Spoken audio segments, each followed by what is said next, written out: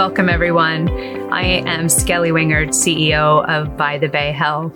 And today I am excited to be joined with Mary Taverna, our original CEO and founder of our organization. And really, Mary, you were the trailblazer of what is now the hospice benefit.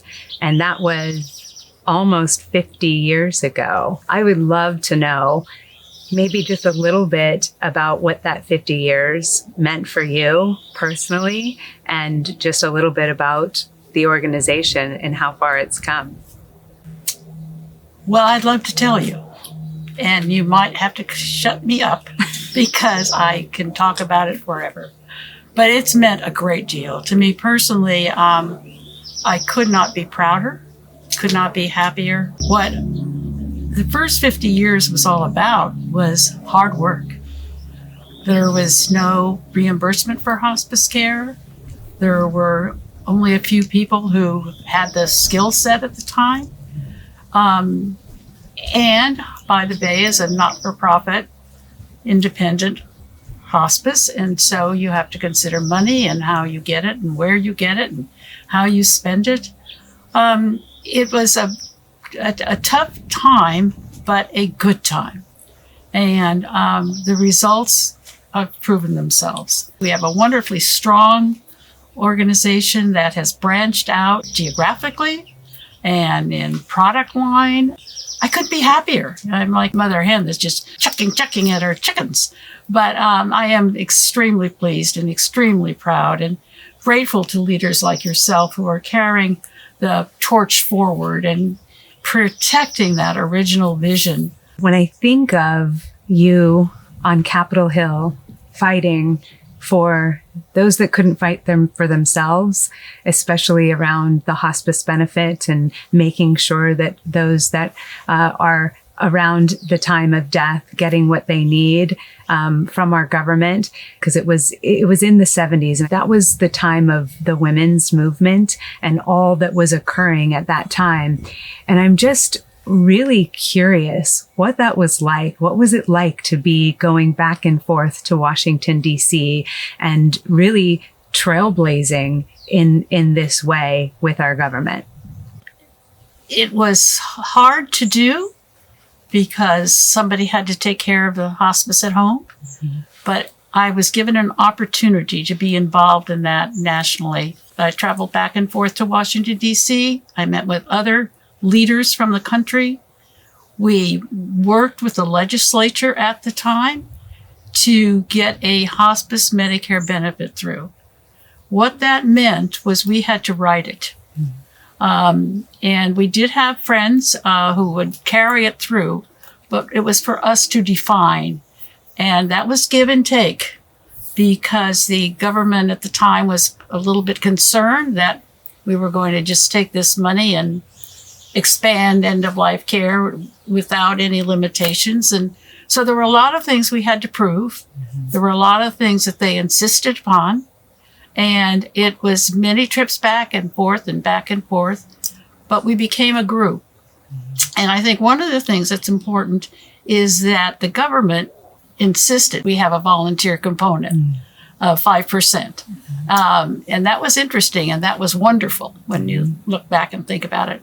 We had to define a limitation as to when people would come to hospice care. And that's where the 6-month prognosis or less came in.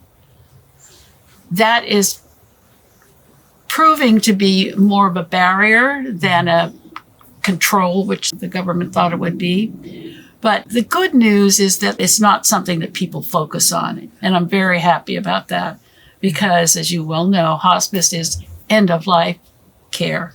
It's not defined by months or days or weeks.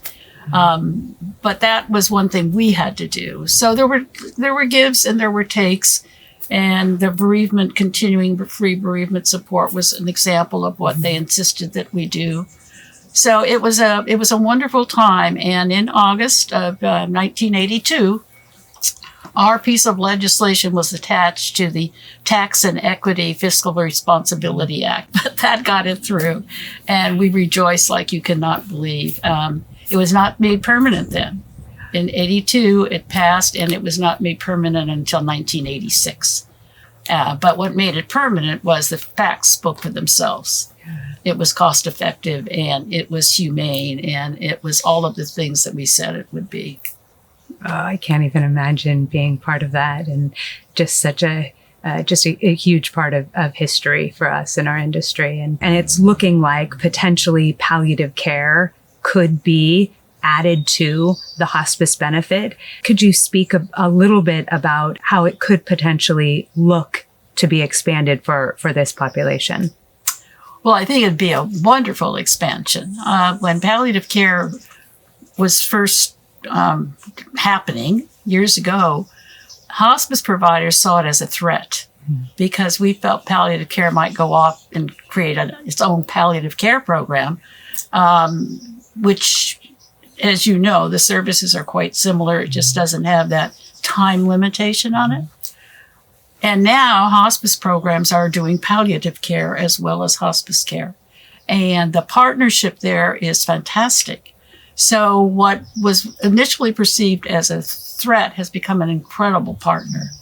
And it's a must for some people. Some people need that little bridge to get to the, I'm okay with hospice care. And it's very similar, as you know, but it's not as comprehensive as hospice care. But for some individuals, it's a good step into hospice care. And the other thing that you and I talked about earlier is that hospice can benefit tremendously if hospital programs have the palliative care team in place if the hospice doesn't. And I had personal experience with this happening, and I think you shared it too, that the palliative care team at this particular hospital was wonderful in working with my family as my younger sister moved from a critical state, and really she was just out of ICU, into hospice care. And this palliative team makes it happen. And I'm so happy that you have created palliative care by the Bay Health as well. Yeah, it's an incredibly important component. And like you said, just not everyone is ready for hospice. And I think palliative care just does a fantastic job bridging to hospice, but it really does take a skill set, a communication skill set to be able to deliver the messaging around what palliative care is, what hospice is, and then providing choice, which is so critical. Over the last 50 years, our organization has grown in line with, of course, your mission and your vision. And we've expanded services to include pediatrics, talked about palliative care, and home health. And we've really also expanded our bereavement support. And today we've merged with Mission and Hope Hospice. And now we're the largest independent nonprofit hospice agency in all of Northern California, which is phenomenal. I guess when you think about that, you started this. Did you ever imagine that we'd be here? And also, I guess, how does that feel to know that you're the genesis and the why we're here today? Well, it feels fantastic. And I'm excited about the growth. I'm excited about the expansion, the inclusion of home health, because really healthcare is somewhat fragmented. And we all as consumers experience that. And the more hospice can do, which you are doing, to make that road smooth is terrific. And, you know, I'm your biggest cheerleader right behind you saying, go do more, go spread your wings, because to be a not-for-profit, independent, community-based program is wonderful. I experienced it, and I know it's true today, that hospice is a service that cannot be determined by what a person can pay. It is, if you need it, we've got it. And you work hard for the money to do that. So I think that the expansion that we have now, and I hope to see much more of it, is going to be just pure joy and preserve the integrity and the quality in this area of California. Because unfortunately, in some areas, the hospice quality is not as good. Mm-hmm. And we've always strived to make it very good. I used to say, we're in the public's eye. You do something wrong, everybody knows about it. Mm-hmm. So let's try not to do anything wrong. Not saying that didn't happen occasionally, but you try to make sure it doesn't happen. And again, as I say, if I was 20 years younger, I might ask you for a job to go out and spread this wonderful program even farther. But congratulations to you and others that have been between you and I to really take this program so far. Thanks, Mary. You'd have a job any day, anytime, anywhere. That is for sure. So you've mentioned before, this is your quote from one of your videos, there is still more work to be done. In spite of all that has been accomplished, I watched as those in need of hospice care either receive it early and appropriately or fight to the end because their physicians cannot convey the importance and need for such care. Could you share a little bit about how critical that physician component is and how we might now and into the future impact that communication and support between the physician and the patients? Well, patients are engaged with physicians, some of them for many, many years. Some just most recently maybe have made a connection. But what has happened is that many physicians are absolutely wonderful. They are the first to, address the issue honestly and openly with their patient and refer the patient for the hospice care. Others are not as comfortable. And that's okay, but I would love to see it not be a barrier. Mm-hmm. And I have a friend at this moment whose physician said, no, you're not ready. You're not going to die in 6 months. And that's where the 6 month limitation is so difficult to manage. And the physician's unwillingness, I guess, to refer this particular person has just it breaks my heart because they need the care. His family needs the support, but it's not going to happen at a time when it can be valuable. It might happen the last 72 hours, but that's not what we want. Yeah. We want to be involved much earlier.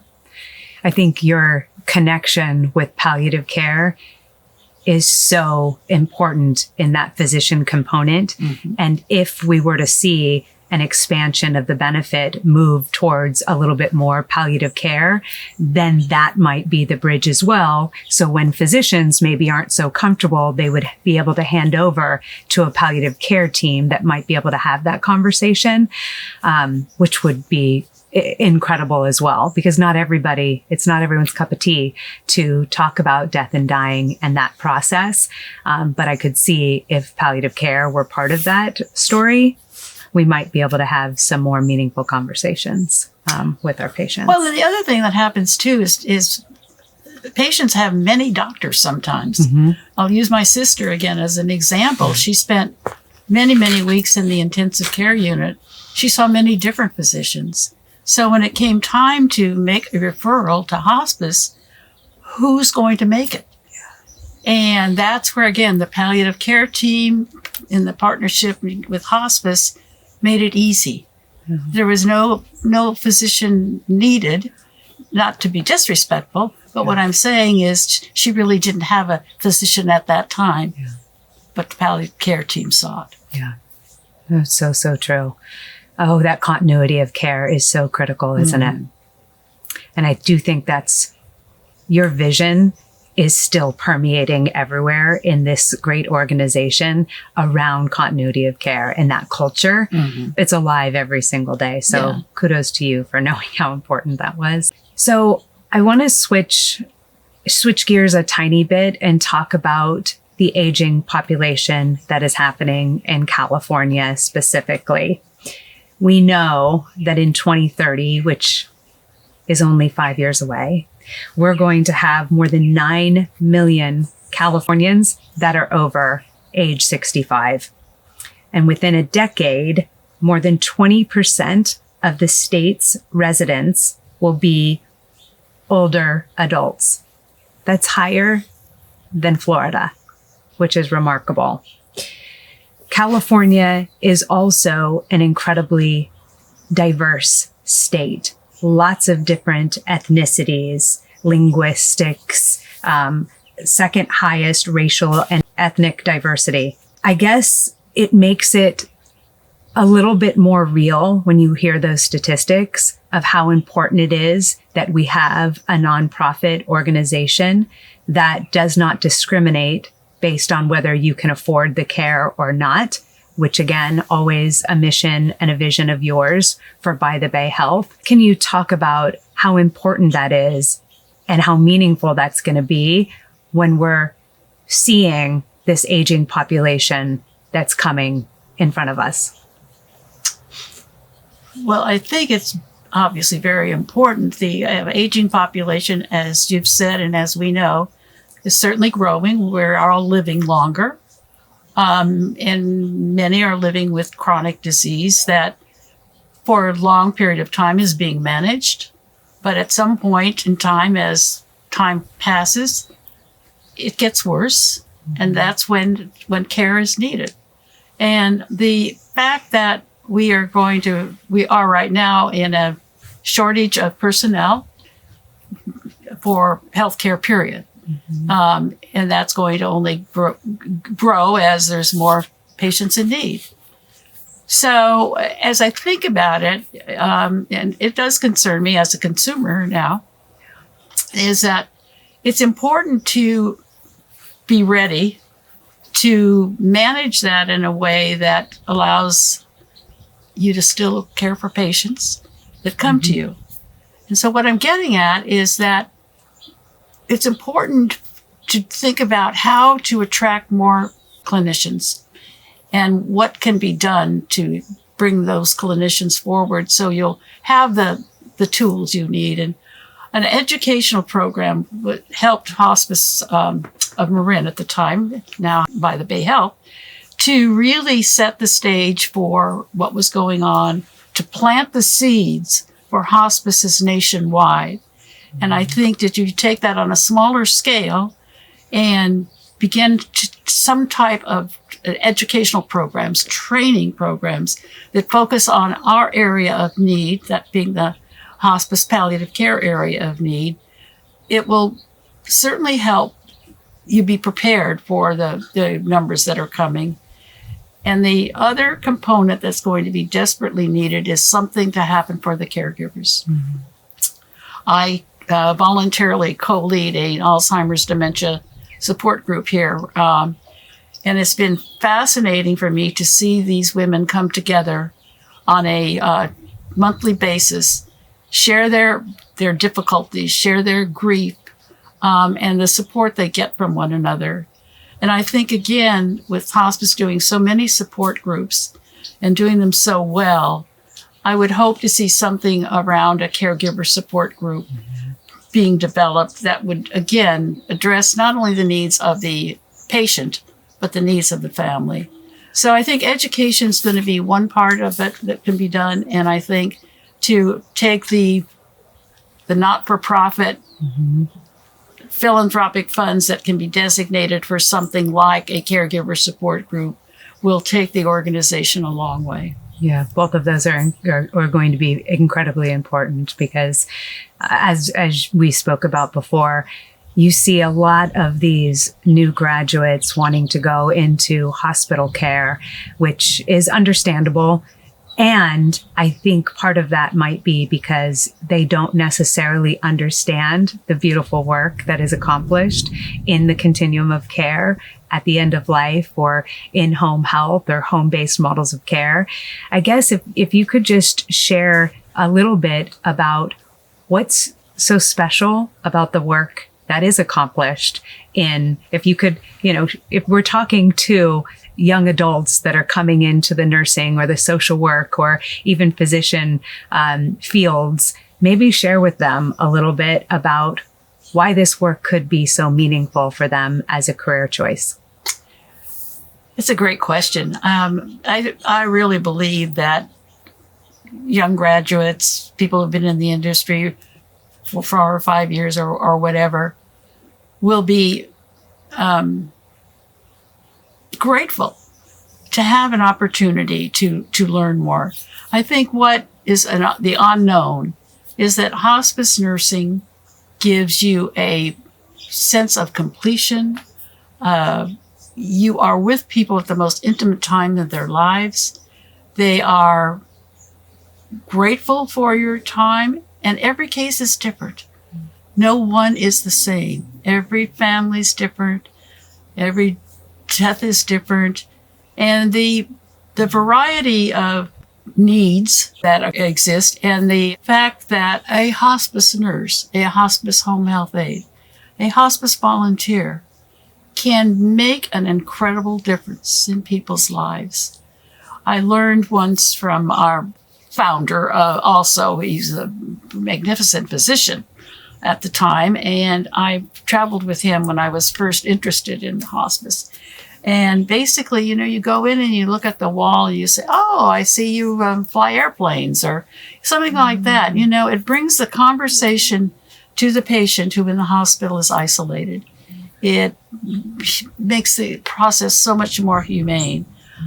I just can't imagine doing anything but hospice nursing. And I think as a young graduate, I would have been most grateful to have that opportunity to learn more and to appreciate the value of it and the self-satisfaction. Again, it's hard because you try really hard not to get emotionally attached, but sometimes you just can't help it. And that's where hospice has support groups for its clinicians, because they need a place to debrief too. So it's a wonderful career. It has wonderful advantages. And I think that we will see more interest from young graduates. I had to go into the hospital to work.